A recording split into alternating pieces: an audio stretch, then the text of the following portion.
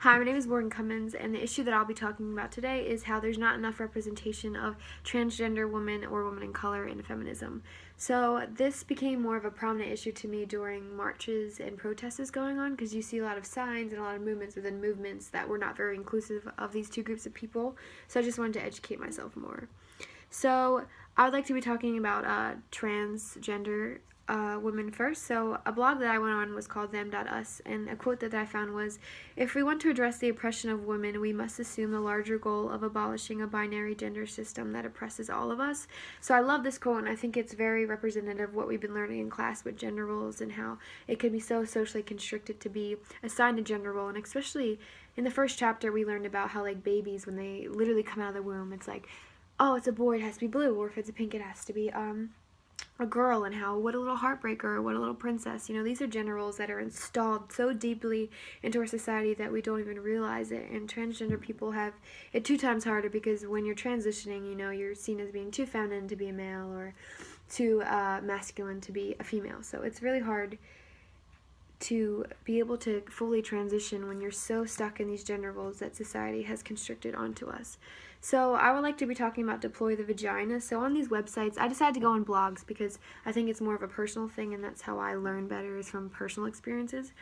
So a lot of them talked about how pussy power and this pussy grabs back, and here's a picture of the pussy hat, and how it's very not inclusive, and it's not at all, because transgender women, most of them don't have the female anatomy, and the female anatomy isn't something that makes someone a woman.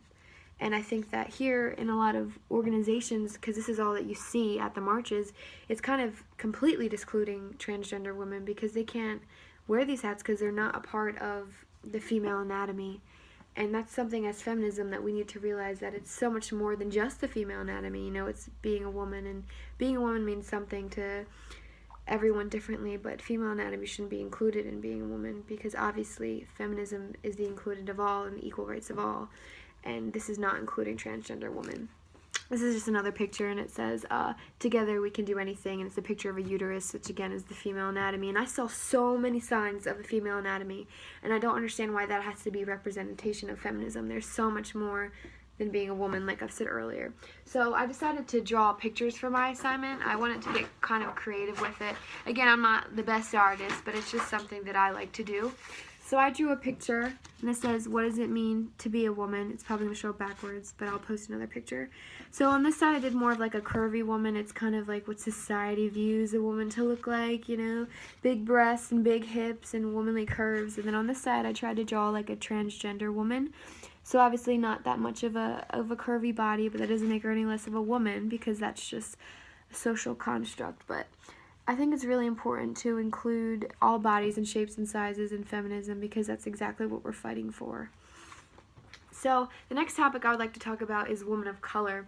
So women of color in general, especially black women, have always been more likely to be a feminist than white women, and that was actually said by Gloria Steinem, who's also a white woman.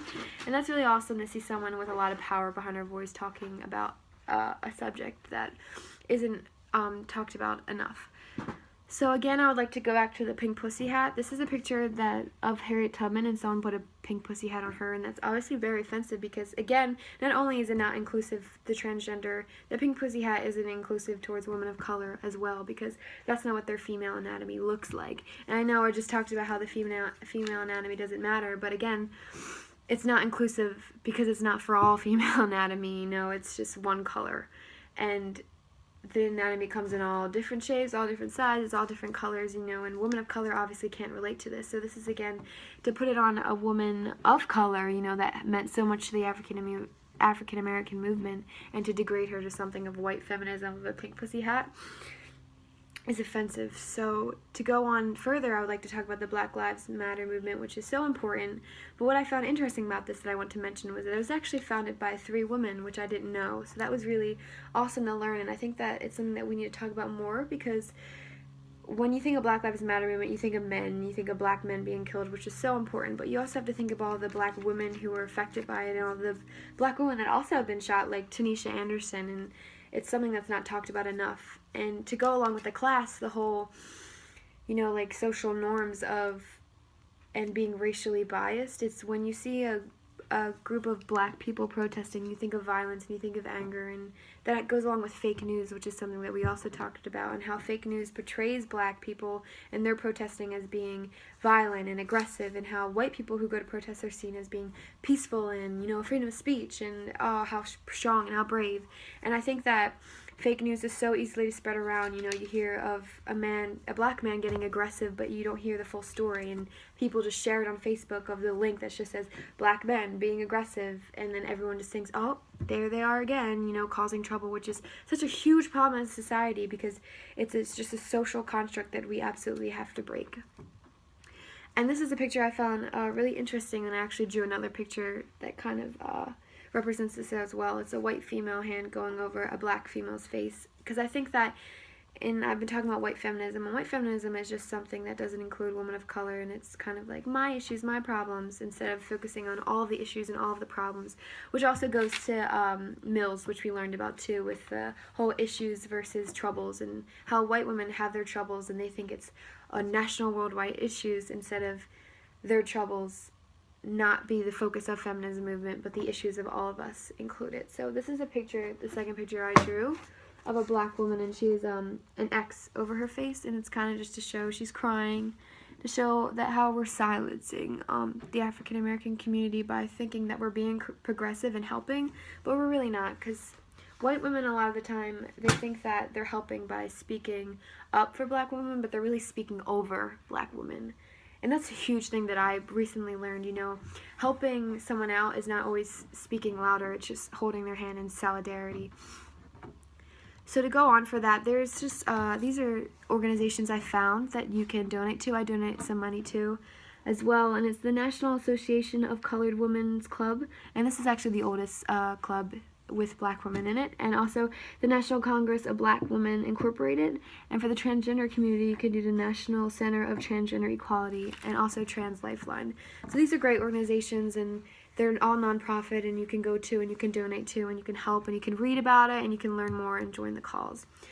So to wrap it up, I just want to talk about things that I've connected to the class. I know I talked about gender roles already, but I want to talk about how gender and social biases really affect feminism and just equal rights in general. When you have these biased opinions on gender and race and sexual orientation, you can't fully fight for feminism when you're being held back by these social constructs that have been basically forced upon you since you were young. You read in the media about what a woman should be or what a man should be and how you should act and how women of color are treated or how black men are treated, and I think it's something that is so important just to educate yourself about and realize the issues that are going on. And I want to talk about Mills again with the issues and troubles. So this is the first discussion we had, and I remember this is the first thing I wanted to talk about because, he talked about how issues expand further from the person's own inner turmoil, and issues are the bigger picture of things, where personal troubles are going on in your social bubble. And I think that a lot of people, when they're fighting, they're doing it on their own problems, their own personal things that are going on, and not realizing the actual issues that are happening right in front of them, but they're so stuck in their own troubles that they're not realizing the social issues.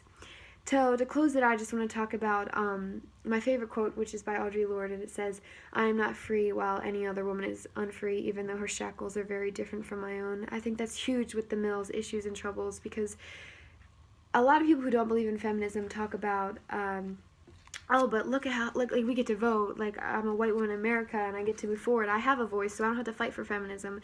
But there are women in other countries who are being murdered for being a woman. There's genital mutilation to young female just so that they can't have the same pleasures as men. There's so much going on that we're not focusing on because we're so stuck in our own troubles. So I think it's really important to educate yourself, and I hope this video, even though I'd love to talk more about it, just sheds some light of the issues going on with transgender women and women of color in feminism. Thank you.